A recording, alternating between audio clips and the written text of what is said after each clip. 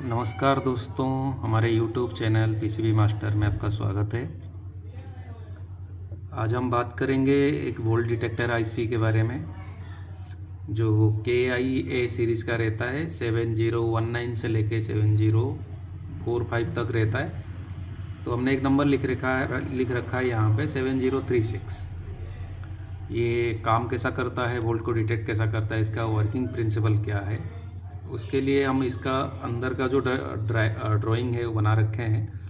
अंदर ये काम करता कैसा है, क्या क्या चीज़ इसके आईसी के अंदर दिया हुआ है। ठीक है, तो देखते हैं ये काम कैसा करता है। बेसिकली ये एक वोल्ट डिटेक्टर होता है जो MCU या CPU होता है, उसको प्रोटेक्शन के लिए यूज किया जाता है लो वोल्टेज से।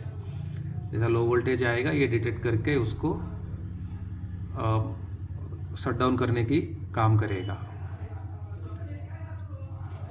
ये जो आईसी होती है इसके अंदर एक कंपैरेटर यूज हुआ है, एक ट्रांजिस्टर यूज किया गया है NPN में, एक जीनर डायोड और कुछ रेजिस्टेंस। इतना चीज़ मिला के ये आईसी बनाया गया है। और कोई भी आईसी को चलाने के लिए VCC वोल्ट और ग्राउंड ज़रूरत रहता है। प्लस और माइनस में वोल्टेज कुछ भी हो सकता है। प्लस और माइनस में आपका वोल्टेज रहेगा उसमें। यहाँ पे ये आईसी जो होती है 3 पिन का होती है। एक ट्रांजिस्टर बेस आईसी होती है, 3 पिन ट्रांजिस्टर के जैसा सेम दिखती है और 3 पिन रहती है। कुछ इस टाइप का एक आईसी होती है, उसमें भी 3 पिन, इसमें 4 लिखा हुआ है लेकिन एक कॉमन होती है, जो ग्राउंड होगा कॉमन होती है, और 2 आपका वोल्ट आउट और प्लस का होता है। और एक SMD ट्रांजिस्टर जैसा दिखता है, ये भी पैकेज में मिलता है ये वाली आईसी। अभी इसका आईसी का फंक्शन समझते हैं। आईसी को चलाने के लिए प्लस और माइनस इनपुट वोल्टेज चाहिए। अगर हम इसको इनपुट देते हैं, यहाँ पे हमने VCC लिखा है और यहाँ पे ग्राउंड का मार्किंग किया हुआ है। यहाँ पे अगर हम 5 वोल्ट मान के चलते हैं, माइक्रो कंट्रोलर अगर आपका 5 वोल्ट में चल रहा है तो हम इसको 5 वोल्ट प्लस में मान के चलते हैं और ये ग्राउंड है आपका। जैसे ही हम यहाँ पे वोल्ट इन करते हैं प्लस में, ये आप देख सकते हैं 5 वोल्ट ये सीधा जा रहा है और जाने के बाद एक जीनर लगा हुआ है। जीनर का जो कैथोड है वो पॉजिटिव के साइड है। और ये जीनर जो होता है, अगर ये 7036 का नंबर का आईसी है तो यहाँ पे 3.6 वोल्ट का जीनर होगा, जो फिक्स वोल्टेज का जीनर होता है। 3.6 मतलब 3.6 ही रहता है। एक कंपैरेटर यूज किया है और एक ट्रांजिस्टर यूज किया गया है। कंपैरेटर का जो बेसिक रहता है, कंपैरेटर या तो प्लस में देगा या तो माइनस में देगा लॉजिक वोल्टेज, या तो 0 करेगा या तो 1 करेगा। बीच में एनालॉग वोल्टेज उसमें नहीं होता है कंपैरेटर में। और कुछ रेजिस्टेंस इसमें दिया हुआ है। जैसे हमने यहाँ पे 5 वोल्ट दिया है, 5 वोल्ट सीधा ये आएगा और ये जीनर है अपना 3.6 वोल्ट का जीनर है।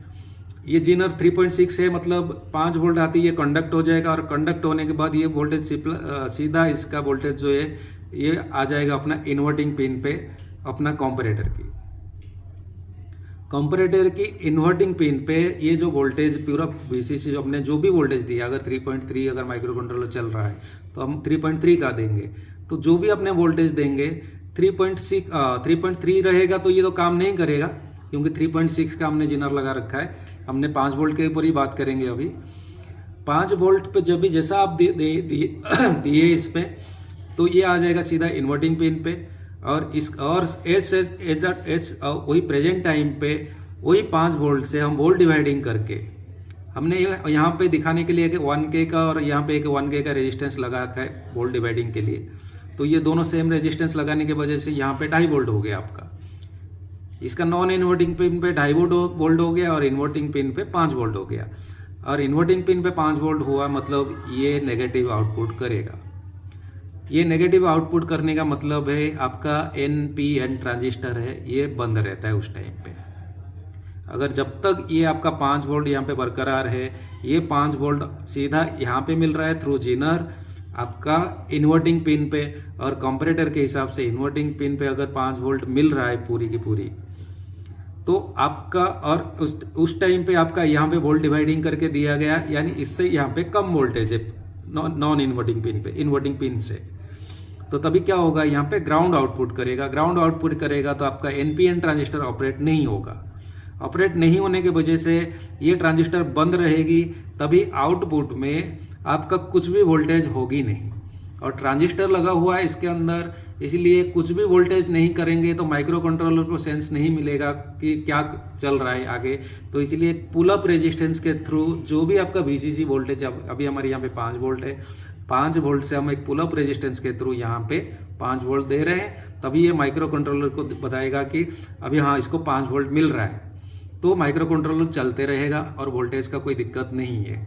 जैसा ही कोई रीजन हुआ, कुछ प्रॉब्लम हुई और वोल्टेज आपका ड्रॉप होना शुरू हुआ, जैसा ही 3.6 के नीचे वोल्टेज आएगा, VCC वोल्टेज जो हमारा है 3.6 के नीचे आ जाएगा, ऐसा ही ये जो जीनर है एज ए डायोड रिएक्ट करेगा और कैथोड से एनोड की ओर प्लस वोल्ट ट्रैवल कर नहीं सकता है। उस टाइम पे आपका इन्वर्टिंग पिन 0 हो जाएगी और इन्वर्टिंग पिन 0 होने के साथ साथ आपका यहाँ पे पहले से वोल्टेज मौजूद है।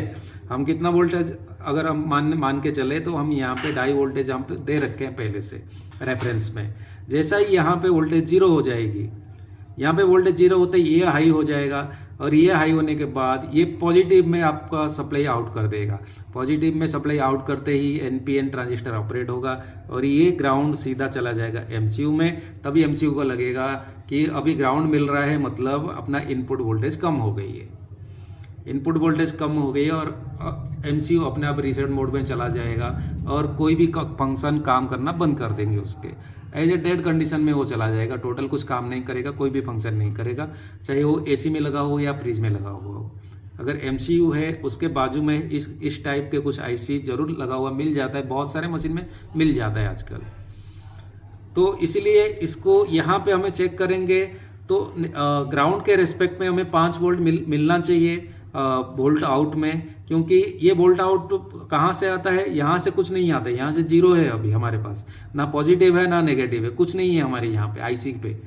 वो वहाँ से आएगा जहाँ से आपका VCC वोल्ट है, वहाँ से एक पुल अप रेजिस्टेंस लगा के यहाँ पे वोल्टेज दिया जाता है। हमने 5 वोल्ट का VCC लिया तो 5 वोल्ट से यहाँ पे हमने रेजिस्टेंस लगा के पुल अप करके यहाँ पे 5 वोल्ट दे रखे हैं। तभी हम यहाँ पे चेक करेंगे वोल्ट आउट पे, तो हमें ये पूरा 5 वोल्ट मिलनी चाहिए। अगर नहीं मिलेगी तो 2 ही कंडीशन हो सकती है, या तो ये IC खराब हो चुका है या तो आपका ये रेजिस्टेंस ओपन हो चुका है। अगर रेजिस्टेंस ओपन हो गया होगा तो भी आपको ये MCU को लगेगा कि अंडर वोल्टेज हो गया है और वो रीसेट मोड में चला जाएगा। और IC भी खराब हो गया कोई कंडीशन में, अगर ये ट्रांजिस्टर अपने आप शॉर्ट होकर ऑपरेट हो गया और यहाँ पे ग्राउंड देने लगा, या कंपरेटर खराब हो गया या जीनर खराब हो गया, आपका कोई भी कंडीशन बन गई इसमें, तो यहाँ पे अगर ग्राउंड आ गया, आपका माइनस वोल्ट यहाँ पे आ गया, तो MCU अपने आप को शट डाउन कर देगा, रीसेट मोड में चला जाएगा वो। अगर इस कंडीशन में कोई सर्किट मिलती है और प्रॉब्लम होती है कि नहीं चल रही है और आपके यहाँ पे 5 वोल्ट नहीं है, ग्राउंड आउटपुट कर दिया है, 5 वोल्ट नहीं है और ये IC आपके पास है नहीं है, बात की बात है। अगर IC गया है या नहीं गया है चेक करने के लिए एक प्रैक्टिकल आइडिया मैं बताता हूँ आपको। सिंपली ये अपने को तो ये रेजिस्टेंस देखना पड़ेगा, ये रेजिस्टेंस सही होनी चाहिए। ये रेजिस्टेंस अगर सही है तो आप ये IC को सिंपली रिमूव करके चालू करके चेक कर सकते हैं, आपका PCB ऑन होना चाहिए। क्योंकि ये जो माइक्रो कंट्रोलर में ये वोल्ट आउट का पॉइंट जो जा रहा है उसको पॉजिटिव में पुल अप के थ्रू 5 वोल्ट उसको मिलना चाहिए, तभी वो चालू रहेगा, ऑन हो जाएगी, फंक्शन करना शुरू कर देगा। अगर यहाँ पे ग्राउंड आ जाएगी तो बंद कर देगा। अगर कोई कंडीशन में ये शॉर्ट सर्किट अंदर कुछ प्रॉब्लम हुआ और ग्राउंड आउट कर रहा है तो अपन इसको निकाल के चालू करेंगे, अपना PCB चालू हो जाएगा, तब वो कंडीशन में हमारे ये वाली रेजिस्टेंस ओके होनी चाहिए। ये कर सकते हैं, लेकिन ये IC लगाना ज़रूरी है। इसीलिए ज़रूरी है कि MCU या CPU के ये प्रोटेक्शन के लिए दिया हुआ है और प्रोटेक्शन के साथ कोई छड़कानी नहीं करनी चाहिए। निकाल देंगे तो भी चालू हो जाएगा, कोई दिक्कत नहीं है, लेकिन लगाना चाहिए। मार्केट में बहुत इजीली मिल जाता है ये IC, कोई भी पैकेज में रहेगा मिल जाता है। और कोई पैकेज बदल भी गया क्या फ़र्क पड़ता है, आप दूसरा पैकेज का लगा सकते हैं पिन चेंज करके, कोई दिक्कत नहीं उसमें। Okay, thank you. अगर वीडियो अच्छा लगा तो लाइक शेयर कमेंट करिएगा।